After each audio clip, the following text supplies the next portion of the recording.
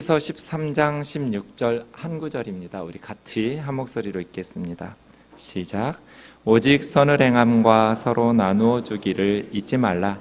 하나님은 이 같은 제사를 기뻐하시느니라. 아멘. 25년 전에 저는 흑석동에 있는 한 교회의 청년부 전도사였습니다. 전도사로 부임받고 얼마 되지 않아서 한 여집사님이 찾아왔습니다. 전도사님, 저 모르시죠? 네, 모릅니다. 저는 아무개 집사인데 아들이 둘 있습니다. 근데 두 아들이 다 전도사님이 담당하는 또래 나이의 청년들입니다. 우리 큰아들은 교회를 잘 다니는데 둘째 아들은 교회를 다니지 않습니다. 우리 둘째 이름이 주봉구인데 우리 아들이 교회 나올 수 있도록 기도해 주세요. 그래서 저는 봉구 형제를 얼굴로는 한 번도 본 적이 없지만 그 어머니 집사님의 부탁을 받고 기도를 하기 시작했습니다. 감사하게도 몇 달 지나지 않아서 그 둘째 아들이 교회 나오기 시작했습니다. 착하고 성실한 친구입니다. 그래서 한 주도 빠지지 않고 청년부 예배 또 주일 예배를 잘 나왔습니다. 그때는 청년부 모임이 토요일 저녁이었는데요. 어느 날 토요일에 청년부 모임을 마쳤는데 봉구 형제가 전도사님 할 얘기 있습니다. 그래서 둘이 사무실에서 마주보고 앉았는데 저에게 좀 이렇게 예상하지 못했던 말을 했습니다. 우리 어머니가 내가 하나님 믿는 것을 너무나 간절하게 원하셔서 교회를 나왔는데 아무리 하나님을 믿어보려고 애를 써도 하나님이 믿어지지가 않습니다.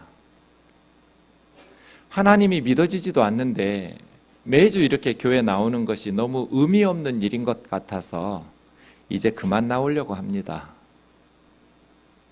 그냥 조용히 그만 나오려고 하다가 그래도 몇 달 동안 전도사님이랑 같이 지냈는데 마지막으로 인사는 드리고 그만 나와야겠다고 말씀드리고 안 나오려고 오늘 마지막으로 나왔습니다. 그래서 제가 30분만 시간을 달라고 그랬어요. 그리고 제 인생에 가장 피말리는 30분이 시작됐어요. 속으로는 계속 기도하면서 하나님 도와주세요. 그리고 입으로는 어쩌면 마지막이 될지도 모르는 한 청년에게 복음을 전했어요. 내가 왜 예수님을 믿는지, 어떻게 해서 나는 하나님을 믿게 되었는지 30분 동안 설명해 볼 터이니까 들어보라고. 하나님을 믿는 것은 비 오는 것 같다는 말로 시작했어요. 어떤 사람이 비를 맞고 싶으면 두 가지 조건이 갖춰져야 돼요. 비가 존재해야 해요. 아무리 비를 맞고 싶은 간절한 소망이 있어도 비가 오지 않으면 비를 맞을 수가 없어요. 그리고 장대비가 쏟아진다 해도 실내에서는 비를 맞을 수가 없어요. 비가 존재하는 곳으로 나가야 돼요, 밖으로. 하나님을 믿는 것도 똑같다. 아무리 하나님을 믿고 싶은 간절한 소원이 있어도 하나님이 존재하지 않으면 하나님을 믿을 수 없다. 그런데 장대비가 쏟아져도 비 오는 곳으로 사람이 나가지 않으면 비를 맞을 수 없듯이 하나님이 살아계신다 해도 하나님이 존재하는 곳으로 사람이 나가지 않으면 하나님을 믿을 수 없다. 그렇죠? 문제가 있어요. 비가 있다는 것에 대해서 의심하는 사람이 없죠. 왜냐하면 비는 우리가 경험할 수 있는 일이니까요. 아마 이 세상에 비를 맞아보지 않은 사람이 없을 것 같기도 한데 혹시라도 비를 한 번도 경험해보지 못한 사람이라면 그리고 비가 있다고 말하는 소리를 들을 때 그런 게 있어? 뭐 하늘에서 뭐 물이 떨어져? 의심할 수 있겠지만 비를 한 번이라도 맞아본 사람, 그냥 긴가민가하게 한두 방울이 아니라 장대비처럼 쏟아지는 비를 경험해 본 사람은 비가 존재한다라는 것에 대해서 의심하지 않아요. 그런데 하나님은 비를 맞듯이 경험할 수가 없어요. 그래서 하나님이 정말 존재하는지 긴가민가해요. 세상에 태어나 보니 우주는 참 신비롭고 사람이라는 존재도 나라는 존재도 참 신기한데, 이런 우주와 사람을 하나님이 정말 만들었는지 아니면 저절로 우연히 만들어진 오묘한 세상에서 내가 살고 있는지 확인할 수가 없어요. 요한복음 1장 18절에 보면 본래 하나님을 본 사람이 없으되 그랬어요.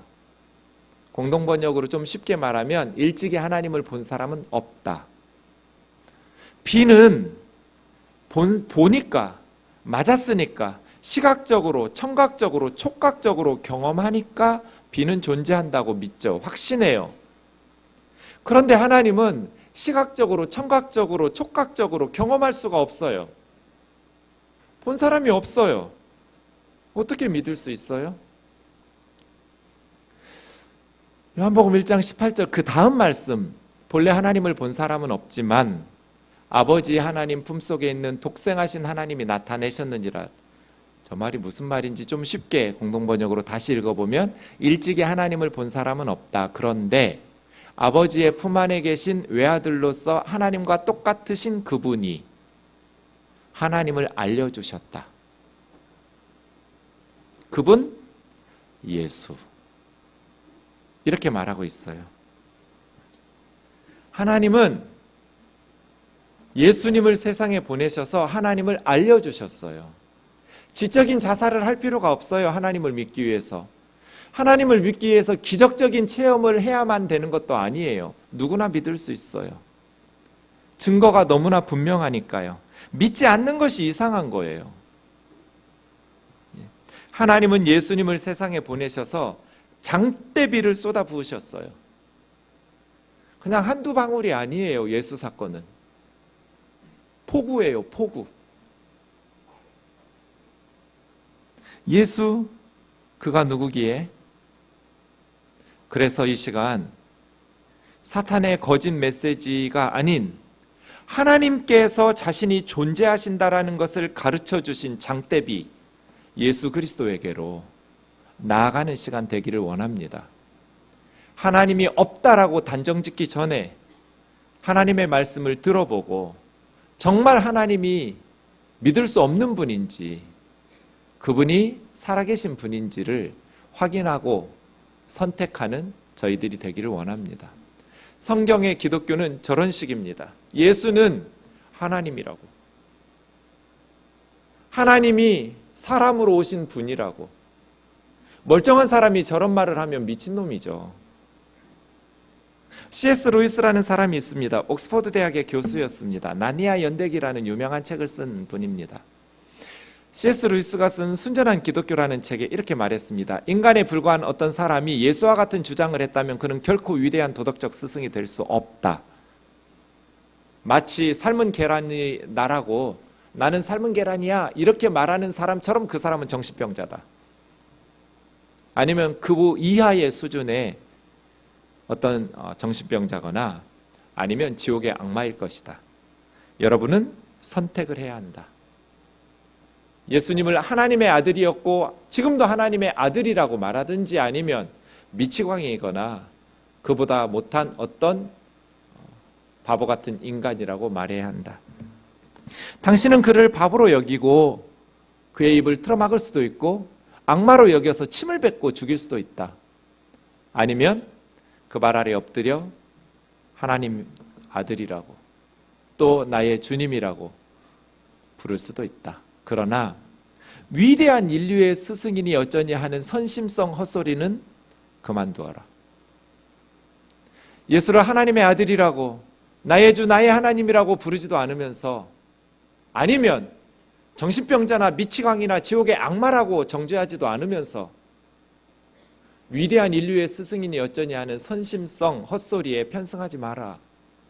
조금만 역사를 살펴보면 조금만 성경을 연구해 보면 예수는 우리에게 그럴 여지를 주지 않았다. 처음부터 그럴 여지를 둘 생각이 예수에게는 없었다. 예수, 성경은 그분을 보내셔서 하나님을 알려주셨다는데, 그 예수는 내가 이 온 우주를 창조한 하나님이며 너희 죄를 위해서 하나님의 형벌을 받으러 십자가에 오른다고 말한 그 구원자라고 자기 주장을 하고 있어요. 누군가가 나는 예수와 같은 존재라고 하면 그는 사기꾼이죠. 미치광이에요. 과연 그런가? 요한복음 3장 16절 우리 좀 같이 읽겠습니다. 시작. 하나님이 세상을 이처럼 사랑하사 독생자를 주셨으니 이는 그를 믿는 자마다 멸망하지 않고 영생을 얻게 하려 하심이라. 이상한 얘기입니다. 하나님이 세상을 너무너무 사랑하셔서 독생자 예수님을 세상으로 보내주셨대요. 그리고 십자가에 내어주셨대요. 왜냐하면 그 예수를 믿는 자마다 멸망하지 않고 영생을 얻게 하시려고. 이 멸망과 영생의 문제가 아니라면, 구원의 문제가 아니라면 굳이 예수에 대해서 관심이 없어도 됩니다. 무관심해도 돼요. 나 예수 별로 신경 쓰고 살고 싶지 않아. 관심 없어. 피곤해. 나 끌고 가려고, 교회로 끌고 가려고 하지 마. 관심 없으니까. 이렇게 살아도 상관없어요. 그런데 멸망이라는 단어, 영생이라는 단어 때문에 이게 좀 그렇게 단순하지가 않아요. 디모데전서 2장 4절에서 하나님은 모든 사람이 구원을 받기를 원하신대요. 하나님이 있는지 없는지도 모르는 그 하나님이 세상 모든 사람 구원받기를 원하신대요. 그 예수를 믿지 않으면 멸망을 받는데요. 진리를 아는 데 이르기를 원하신대요. 히브리서 9장 27절 28절은 한 번 죽는 것은 사람에게 정해진 것이고 그 후에는 심판이 있다고. 사람은 태어나는 순간부터 끝이 정해져 있어요. 사람마다 중간에 사는 사건들은 다른데 끝나는 사건은 모두 똑같아요. 죽어요. 모든 사람은 마지막 경험하는 사건이 다 똑같아요. 재벌이든지 가난한 사람이든지 박사든지 무식한 사람이든지 누구든지 이 땅에서의 마지막 사건은 죽는 사건이에요. 그래서 첫 번째 줄에 대해서는 누구도 부인할 수가 없죠. 언젠가 한 번은 모든 사람이 죽으니까. 그런데 두 번째 줄에 대해서는 의견이 나뉘어져요. 죽은 후에 심판이 있으리니. 네가 죽어봤어? 천국이 있는지 지옥이 있는지 어떻게 알아? 그런데 성경은 죽음이 끝이 아니래요. 우리의 몸은 흙으로 돌아가지만 우리의 영혼은 하나님 앞에 심판대 앞에 선대요. 그래서 예수님께서, 그리스도께서 많은 사람들의 죄를 담당하시려고 십자가에 자기 몸을 드렸대요. 이게 기독교예요. 몇 년 전에 제가 양재동에 있는 교회 앞 피트니스에서 운동을 할 때 그 구룡사의 스님하고 친해졌어요. 자주 만나니까요. 같이 운동하면서.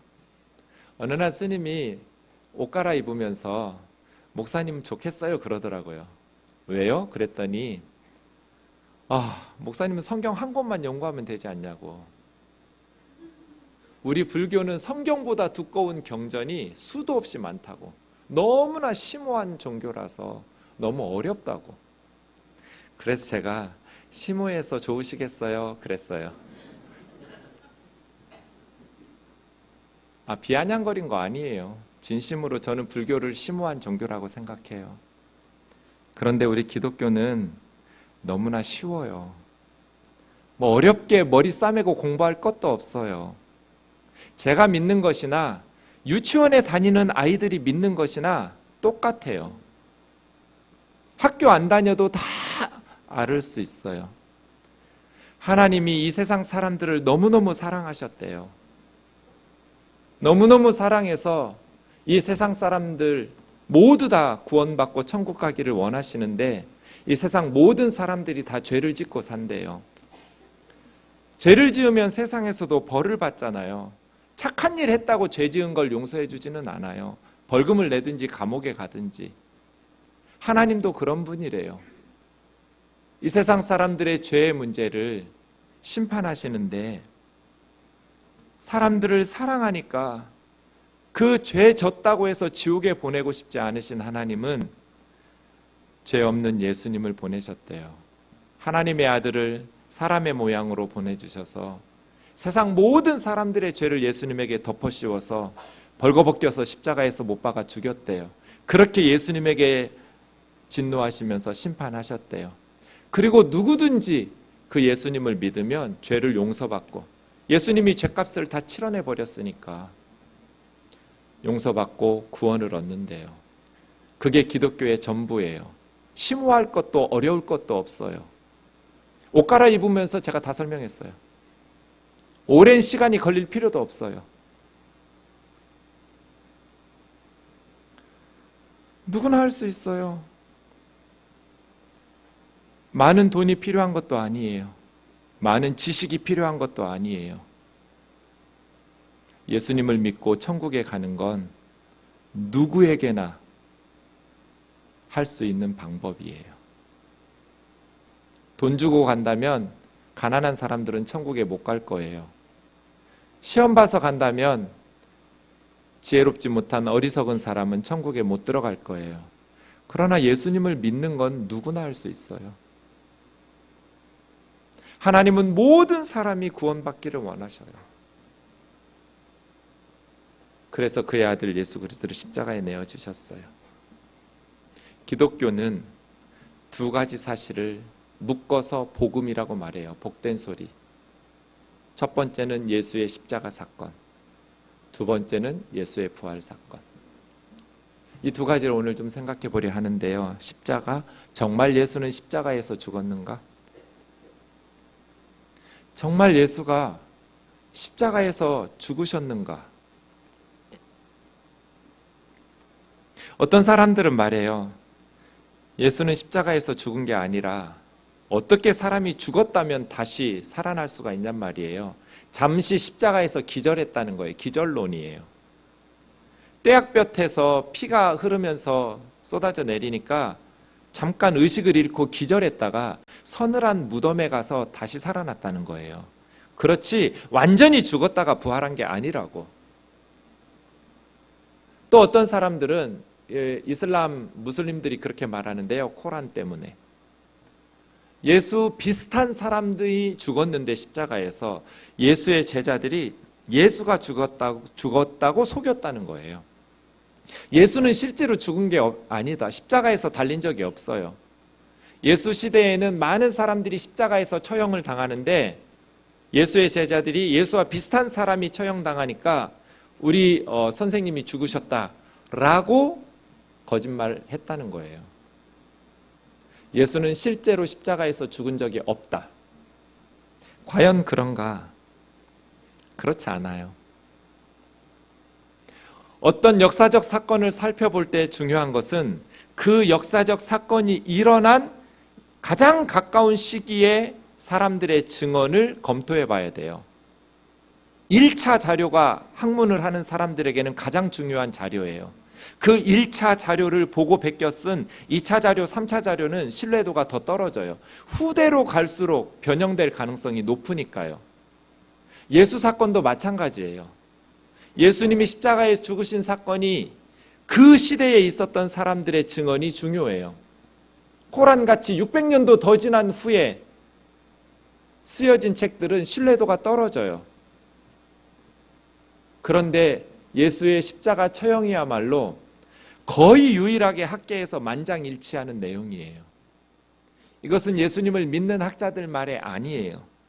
대표적인 반기독교 학자인 독일의 게르트 리데만이라는 사람은 정말로 예수에게 무슨 일이 있었는가라는 책에서 십자가형의 결과로서 예수의 죽음이라는 사실에 대해서는 가짜 죽음이니 속임수니 하는 가설이 있다금 제한되지만 논쟁의 여지가 없다. 이에 관해서는 더 논의할 필요가 없다. 예수가 십자가에서 죽었다는 것에 대해서는 논쟁의 여지가 없어요. 또 파울라 프레드릭슨이라는 학자도 크리스찬들 아니에요. 반기독교 지성인들이에요. 예수의 생애에서 가장 확실한 한 가지 사실은, 다른 건 믿을 수 없고, 가장 확실한 예수 생애의 한 가지 사실은 그의 죽음이다. 그는 로마 총독 빌라도에 의해 6월절 즈음에 특히 정치적 폭도들에게 가해지던 로마의 처형 방식인 십자가형으로 처형당했다. 아마 우리 시대에 가장 기독교 복음에 대해서 비판적으로 유명한 사람은 존 도미닉 크로산이라는 학자일 거예요. 도미닉 크로산. 그 사람도 말해요. 본디오 빌라도 치하에서 일어난 예수 십자가 죽음에 대해서는 일말의 의심도 있을 수 없다. 왜 받은 기독교 지성인들이 저렇게, 학자들은 저렇게 확실하게 말 안 하거든요. 긴가민가 할 때는 불가지론을 펴서 알 수 없다 이런 태도를 말하지, 일말의 여지도 없다, 추호도 의심할 수 없다. 학자들이 왜 저렇게 단언을 하면서 말할까요? 증거가 너무나 분명하기 때문이에요. 예수님의 십자가의 처형에 대해서는 예수님 시대 그리고 가까운 시대에 어떤 기독교 문헌 외에, 그거는 믿은 사람들이 쓴 책이니까 믿을 수 없다 치더라도 비그리스도인들의 글에 단 한 사람도 예수 십자가의 처형에 대해서, 죽음에 대해서 반대하는 사람은 없어요. 한참 몇백 년 후대의 사람들이 기절론이니 대체론이니 이런 식으로 의구심을 주면서 자기들의 목적을 위해서 마호메트가 코란처럼 변형시킨 거죠. 그 책들은 신뢰도가 훨씬 떨어져요. 그래서 비판적인 학자들조차도 예수님 시대에 신약 성경이 쓰여진 시대에 비그리스도인 학자들의 문헌 때문에, 그 증거들이 너무나 많아서 예수의 십자가의 죽음에 대해서는 일말의 의심도 있을 수 없다고 말하는 거예요.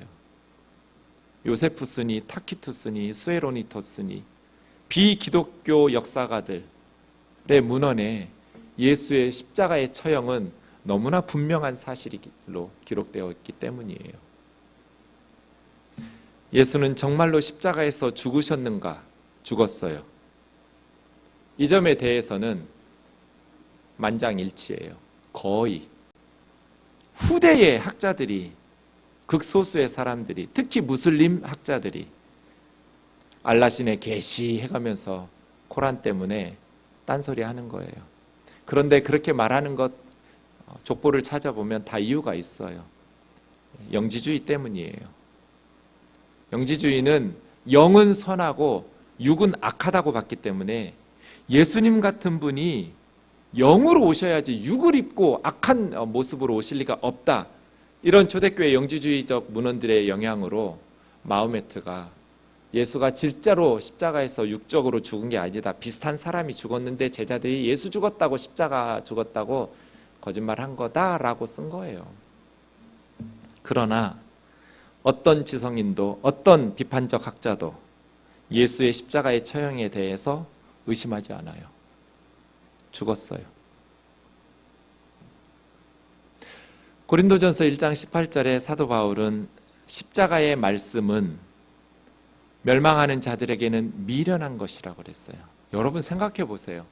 세상에 어떤 종교가 벌거벗김 당해서 십자가에 못 박혀 처형당한 죄수를 예배하고 경배하고 찬송하는, 신격화하는 그런 종교가 이 세상에 어디 있어요?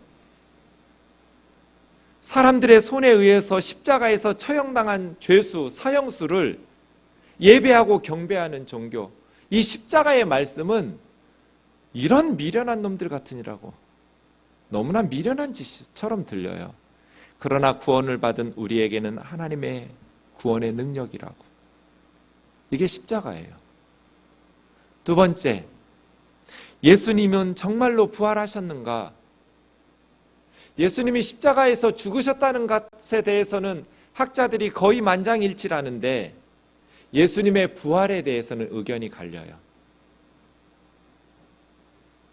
예수는 정말 다시 살아나셨는가? 우선 우리는 세 가지 사실을 다시 생각해 볼 필요가 있을 것 같아요. 첫째, 예수는 분명히 십자가에서 죽었어요. 둘째, 예수의 제자들은 예수가 다시 부활했다고 믿었어요. 그리고 셋째, 예수를 믿지 않았던 사람들 중에도 예수가 부활했다라고 믿은 사람들이 있어요. 우리가 좀 전에 살펴본 것처럼 예수는 분명히 십자가에서 처형당해 죽었어요. 그리고 그의 제자들은 하나님께서 예수님을 다시 사흘 만에 살리셨다라고 믿으면서 전했어요. 이 복음을 전하기 위해서 예수의 제자들은 수많은 박해를 받고 순교를 당했어요. 사도행전 2장 32절 베드로의 설교 중에 이 예수를 하나님이 다시 살리셨다. 우리가 다 예수님을 하나님이 다시 살리셨다는 부활 사건의 증인이라고. 여러분, 자기 가족이 소중하지 않은 사람이 어디 있고 자기 생명이 소중하지 않은 사람 어디 있어요? 예수님의 제자들도 자기 자식들이 소중하고 자기 가족이 소중하고 친구들이 소중하고 자기 생명이 소중해요. 그런데 예수님을 믿으면 죽어요. 로마 역사가들의 기록에 의하면 예수 믿는 사람들을 조롱하면서 어떻게 그리스도인들이 박해를 받아서 순교를 당했는지 써놨어요. 산채로 태워서 화형시켜 죽이고 십자가에 처형시키고 항문에서부터 입까지 창으로 찔러 죽이고 산채로 껍질 벗겨 죽이고 기름을 짜듯이 사람을 죽여 기름을 짜가지고 저녁에 횃불을 밝히는 데 썼다고 그랬어요. 며칠씩 굶주린 맹수들을 준비시켜 놓고 끝까지 예수님을 믿겠다고 고집 피우는 그리스도인들을 콜로세움 원형 경기장에 가운데에 세워놓고 맹수들을 풀어서 뜯어먹게 했어요.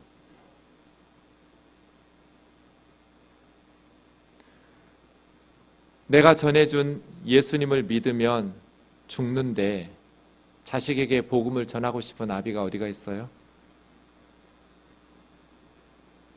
도대체 이 인류에게 무슨 악감정이 있기에 그래서 예수님은 하나님의 아들이 아니면 지옥의 악마거나 그와 비슷한 어떤 살인마예요. 미치광이에요. 왜냐하면 예수의 제자들은 한결같이 로마 제국에서 300년 이상 동안 박해를 받고 순교를 당했기 때문이에요. 그런데 이 예수님의 제자들은 왜 예수는 다시 부활하셨다고 하나님이 우리 죄를 위해서 십자가에 예수님을 내어주시더니 사흘 만에 다시 살려냈다고 우리가 부활하신 예수님을 보았다고 증언하기 시작했을까요?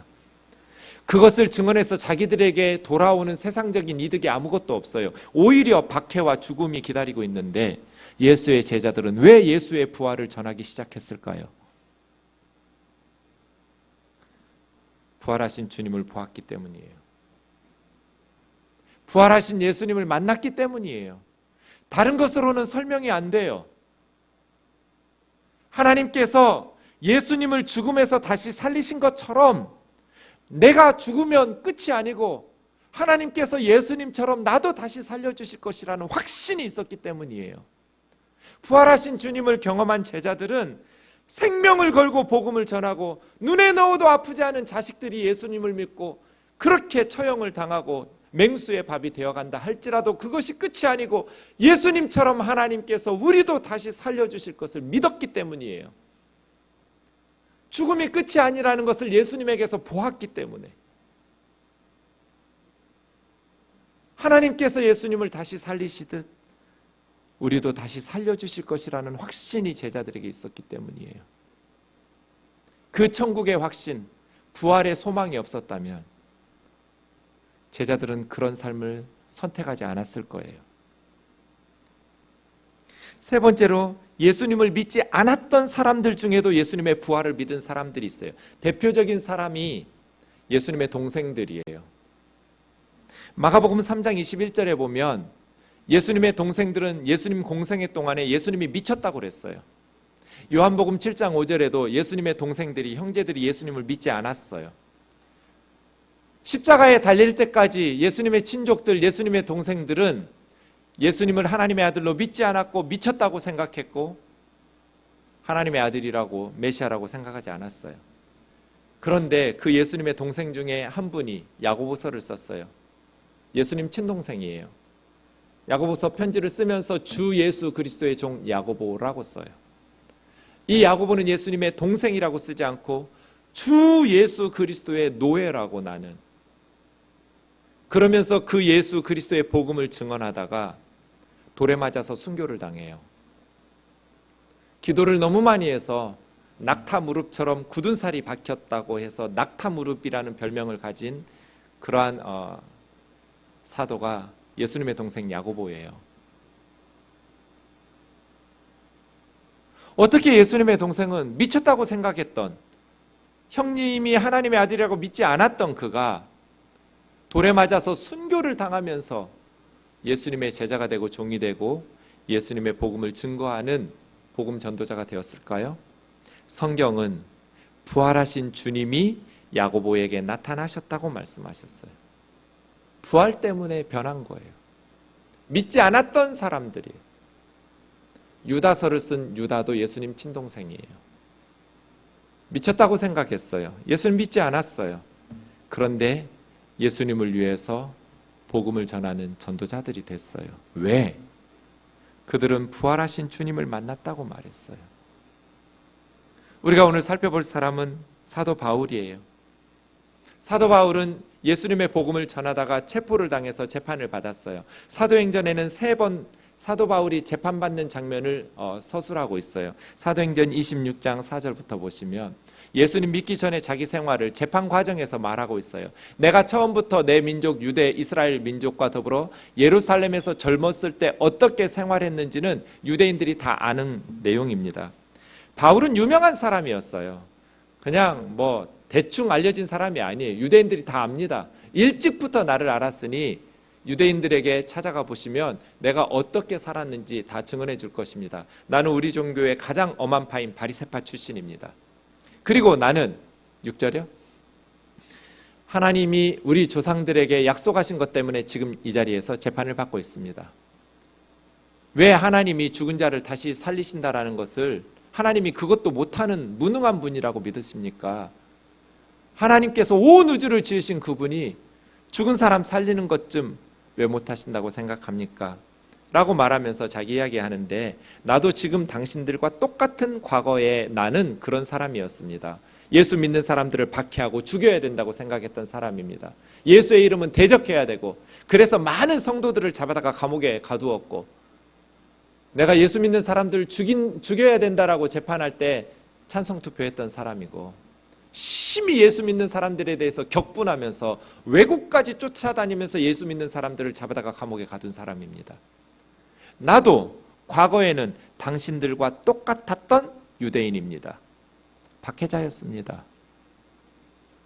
그런데 이런 박해자 바울이 어떻게 해서 예수님을 전도하는 선교사가 되었는지 12절에서 18절까지 이야기하고 있어요. 예수 믿는 사람들을 잡아 가두려고 다마스커스로 가고 있었는데 정오쯤 되었을 때 해보다도 더 밝은 빛이 나와 함께 가는 군인들에게 비쳤습니다. 우리가 땅에 엎드려서 있었을 때 하늘에서 소리가 들렸습니다. 사울아 사울아 내가 어찌하여 나를 박해하느냐. 주여 누구십니까? 나는 네가 박해하는 나사렛 예수다. 예수는 죽고 끝났고 그의 시체는 어디로 숨겨놓고 예수의 제자들이 거짓말, 부활에 대해서 이야기한다고 생각했는데 부활하신 주님을 만났어요. 그래서 내가 너를 유대인들과 이방인들에게 보내는 복음의 전도자로, 증인으로 삼으려 한다는 주님의 말씀을 듣고 바울이 복음을 전하는 사도가 되었어요. 회심 후에 바울은 이제 하늘에 보이신 것을 거스르지 않고 19절이요. 다메섹과 예루살렘과 모든 사람들에게 회개하고 하나님께로 돌아오라는 복음을 전하는 선교사가 되었어요. 그 일로 지금도 유대인들을 나를 잡아서 죽이려고 하지만 하나님의 도우심을 힘입어서 오늘 지금 이 순간까지 나는 하나님을 전하고 있는 사람입니다. 예수 그리스도가 고난 받으실 것과 죽은 자 가운데 먼저 다시 살아나실 것을, 하나님께서 약속하신 그것을 전하는 것밖에는 나에게는 잘못이 없습니다. 이 바울의 말을 듣고 베스도 총독이 바울에게 바울아 네가 미쳤도다 그랬어요. 너 미쳤구나. 너의 많은 학문이 너를 미치게 만들었구나. 어떻게 그럴 수가 있느냐고요. 바울은 앞길이 창창했던 사람이에요. 로마 시민권자예요. 그리고 바리새파 출신의 가말리엘 문화의 수제자와 같은 탁월한 학자예요. 유대 사회에서 바울처럼 앞길이 보장된 사람이 없었을 거예요. 그런데 그 모든 세상적인 쌓아놓은 스펙들 다 버리고 이제 믿으면 죽는다고 생각하는 그 예수의 복음을 증거하면서 지금 죄수로 갇혀 있는데, 그 바울을 보니까 로마 사람인 베스도 총독이 볼 때는 이 사람 미친 거예요. 제정신이 아닌 거예요. 바울아, 네가 미쳤구나. 네가 공부를 너무 많이 해서 너 돌았구나. 카카, 저 미친놈 아닙니다. 참되고 온전한 말을 하고 있습니다. 그때 많은 사람들이 바울을 향해서 네가 작은 말로 나를 변화시켜서 그리스도인 만들려고 하는구나. 유대인이었던 아그리빠 왕이 그렇고, 남들은 미쳤다고 하고, 네가 지금 설득해가지고 나 예수 믿게 만들려고 하지. 그때 바울은 말이 많든지 적든지 내가 이렇게 죄수로 묶여있는 것 외에는 다 여기 있는 사람이 나처럼 예수 믿는 사람 되기를 원합니다. 바울 왜 이랬을까요?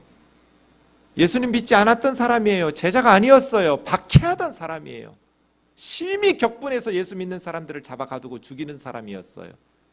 그런데 그런 바울이 180도 바뀌어서 예수 믿으라고 사람들에게 전하고 다녔어요. 왜요? 무엇이 바울을 이렇게 모든 세상적인 기득권을 다 잃어버리고 오히려 생명을 잃는, 그래서 바울은 순교당했어요.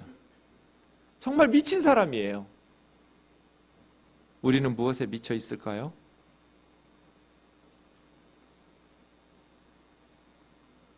이 세 가지 사건, 예수는 십자가에서 분명히 죽었어요. 그리고 예수의 제자들은 예수님이 부활했다라는 것을 믿었어요.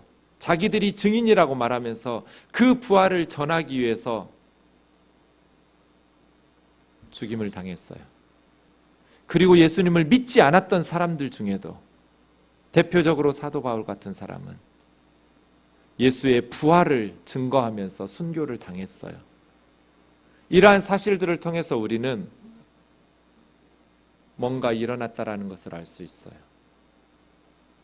제가 봉구에게 말했어요. 전도사님은 아무리 거부하려고 해도 바울이 거짓말로 나를 속이고 있다고 생각할 수가 없어. 다른 사람을 속이는 사람은 속여서 뭔가 자기가 이익을 얻어야 되는데 바울은 오히려 정반대지 않니? 예수님의 제자들은 사람들을 속여서 얻을 게 없어. 나는 이 예수님의 제자들의 말이 거짓말이라고 거부할 수가 없어. 아무리 따져보고 생각해도 그렇게 거짓말을 해야 될 이유가 없어. 그래서 전도사님은 예수님을 믿는다. 그리고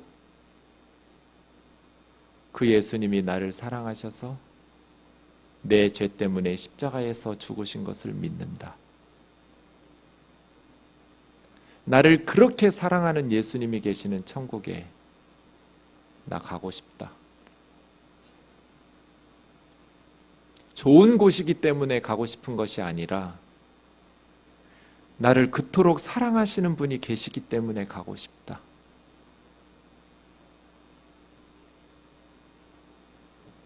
나를 그토록 사랑하시는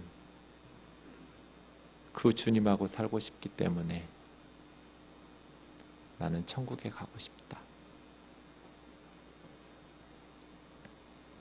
봉구 형제는 달라졌어요. 저는 몇 개월 동안 봉구 형제가 한 번도 웃는 걸 본 적이 없어요. 언제나 심각한 표정으로. 그런데 그 이후 봉구 형제는 바보처럼 늘 자주 웃으면서 그렇게 사는 아이로 변했어요.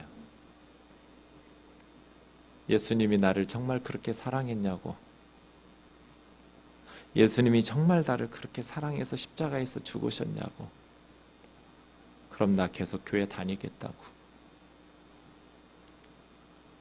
사랑하는 형제자매 여러분, 오늘 히브리서 13장 16절에서 하나님 우리에게 선행과 서로 나누어 주기를 잊지 말라고, 하나님께 드리는 이런 게 진짜 예배라고, 선을 베푸는 것, 나눔을 실천하는 것. 예수님의 사랑을 받은 사람들은 이걸 나누고 싶어요. 그래서 위대한 삶을 살게 돼요. 이런 예배가 진짜 예배죠. 우리 생동교우가 그런 예배를 드리는 교회가 되기를 원하고 그런 교우님들 되기를 원합니다. 한 사람 소개하고 마치겠습니다. 어느 날 제가 양화진에 있는 외국인 선교사 묘지를 둘러보다가 이 묘비를 봤습니다. 만약 나에게 1000개의 생명이 있다면 한국에 다 주고 싶다는 묘비명 처음 읽었습니다. 집에 와서 인터넷을 뒤졌더니 미국 텍사스 출신의 루비 레이첼 캔드릭이라는 여 선교사가 앱윗 선교회 파송인데 그 청년들에게 편지를 쓰는 내용 중에 한 본문 편지 내용을 묘지명으로 썼어요. 25살에 급성 맹장 수술을 받다가 세브란스 병원에서 수술 도중 죽었어요. 그 레이첼 캔드릭 선교사님이 마지막으로 어머니 아버지에게 보낸 편지예요. 캔드릭 선교사님 시대에는 편지를 쓰면 일본으로 보내지고 배편 선박편으로 샌프란시스코로 가고 다시 육로로 텍사스까지 가서 몇 달씩 걸리는 그런 식의 편지인데요. 사랑하는 아버지 어머니, 이곳 조선 땅에 오기 전 집들에 제가 심었던 꽃들이 활짝 피어났다는 소식을 들을 때 하루 종일 집 생각만 했습니다. 욕심쟁이 수지가 그 씨앗을 받아 동네 사람들에게 나누어 주었다니 너무나 대견스럽군요. 아마 내년 봄이 되면 온통 우리 동네는 제가 심은 노란 꽃으로 덮여 있겠군요. 아버지 어머니, 이곳 조선 땅은 참으로 아름다운 곳입니다. 모두들 하나님을 닮은 사람들 같습니다. 선한 마음과 복음에 대한 열정으로 보아 아마 몇십 년이 지나면 이곳은 예수님의 사랑이 넘치는 곳이 될 것 같습니다. 저는 복음을 듣기 위해 20km를 맨발로 걸어오는 어린아이들을 보았을 때 그들 안에 있는 하나님의 사랑 때문에 오히려 위로를 받습니다. 그러나 한편에서는 탄압이 점점 심해지고 있습니다. 그저께는 예수님을 영접한 지 일주일도 안 되는 서너 명이 끌려가 순교당했고 토마스 선교사와 제임스 선교사도 순교했습니다. 선교 본부에서도 철수하라는 지시가 있었지만 대부분 선교사들은 그들이 전도한 조선인들과 아직도 숨어서 예배를 드리고 있습니다. 그들은 모두 순교할 작정인가 봅니다. 오늘 밤은 유난히도 고향으로 돌아가고 싶습니다. 외국인을 죽이고 기독교를 증오한다는 소문 때문에 부두에서 저를 끝까지 말리셨던 어머니의 얼굴이 자꾸 제 눈앞에 어립니다. 아버지, 어머니, 어쩌면 이 편지가 마지막일 수도 있겠습니다. 제가 이곳에 오기 전 뒤뜰에 심었던 한 알의 씨앗으로 이제 내년이면 온 동네가 꽃으로 가득하겠지요. 그리고 또 다른 씨앗을 만들어 내겠지요. 저는 이곳에서 작은 씨앗이 되기로 결심했습니다. 제가 씨앗이 되어 이 땅에 묻히게 되었을 때 아마 하나님의 시간이 되면 조선 땅에는 많은 꽃들이 피고 그들도 여러 나라에서 씨앗이 될 것입니다. 저는 이 땅에 저의 심장을 묻겠습니다. 바로 이것이 저의 열정이 아니라 조선을 향한 하나님의 사랑이라는 것을 알게 되었습니다. 아버지, 어머니 사랑합니다. 찬양하고 기도하겠습니다.